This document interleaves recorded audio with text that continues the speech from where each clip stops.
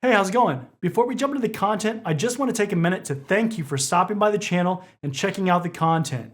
If you like this content and you want to support more content like it, then make sure to subscribe to the channel and like this video.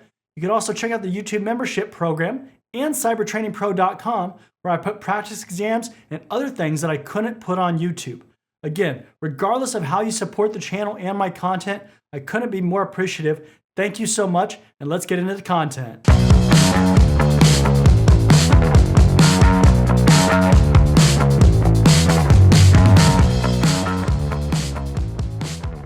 Welcome back. In this module, we're diving into Clause 9 of ISO 27001, which focuses on performance evaluation. This is the stage where we measure the effectiveness of our information security management system, or ISMS, and ensure it's achieving its intended outcomes. Performance evaluation involves monitoring, internal audits, and management reviews, which are all critical components for maintaining a robust ISMS. Let's explore each of these elements in detail. Okay, first let's talk about monitoring, measurement, analysis, and evaluation. To make sure that your ISMS is working as intended, you need to systematically monitor and measure its performance. But what does that mean exactly? You need to decide what to monitor and measure. Now, you can focus on specific information security processes, things like access control or incident management, or you can focus on specific controls, things like encryption or firewalls. The key here is that the metrics that you choose, they need to reflect how well your ISMS is protecting information assets and meeting your overall security objectives. Next, determine how you're actually going to measure those aspects.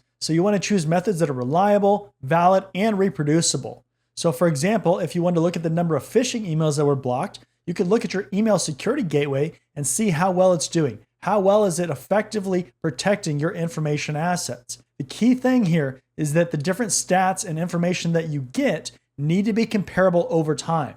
So quarter over quarter, year over year, something like that, because that allows you to identify trends and areas of improvement. You also need to establish when and how often these measurements are going to be taken, like I just mentioned. Regular monitoring might happen daily, weekly, while some controls might only need to be evaluated quarterly or maybe even yearly. It just depends on what it is. You need to be specific about who's responsible for each measurement activity and when those results need to be analyzed and evaluated. Lastly, ensure that your results are documented as evidence of your ISMS's performance. This documentation not only helps with internal reviews or internal audits, but in external audits, you are absolutely going to be asked about this and probably asked to see the different documentation that you have. By systematically evaluating these results, you can assess the overall effectiveness of your ISMS and identify opportunities for improvement. Now let's move on to internal audits, which is another essential component of performance evaluation. An internal audit is your organization's way of checking whether your ISMS is functioning as you intended and adhering to internal policies and compliance regulations like ISO 27001. The internal audit process starts with planning. You'll need to establish an audit program that outlines the frequency, methods, and scope of audits. The frequency should be based on the importance of the process being audited and the results of previous audits. For example, high-risk areas like data protection might be audited more frequently than less critical areas. For each audit, you need to have clear criteria and scope. This means defining what the audit's going to cover and the standards against which the ISMS is going to be evaluated against. Selecting the right auditors is crucial. They need to be objective and impartial to ensure the audit is fair and effective. This basically means you can't have the people that are extremely involved in the program actually auditing themselves. That just doesn't work, and it creates bias. Once the audit is conducted, the results must be reported to relevant management. This isn't just a formality, it's an opportunity to identify nonconformities, opportunities for improvement, and confirm what's working well. The findings should lead to actionable recommendations, and it's important to follow up to ensure that corrective actions are implemented effectively. Document all this, the audit plans, the results, and the follow-up actions, because it's essential for demonstrating your ISMS's compliance and for continuous improvement. Finally, we have the management review, which is a high-level evaluation of the entire ISMS by top management. Now, this isn't just a check-the-box exercise, it's a strategic checkpoint to ensure that your ISMS is still aligned with the organization's objectives and risk landscape. The review should consider inputs like the status of actions from previous reviews, changes in internal and external factors, feedback on information security performance, and the results of audits and risk assessments. It should also take into account feedback from interested parties, such as customers or regulatory bodies, and any opportunities for continual improvement. This information is used by top management to make key decisions.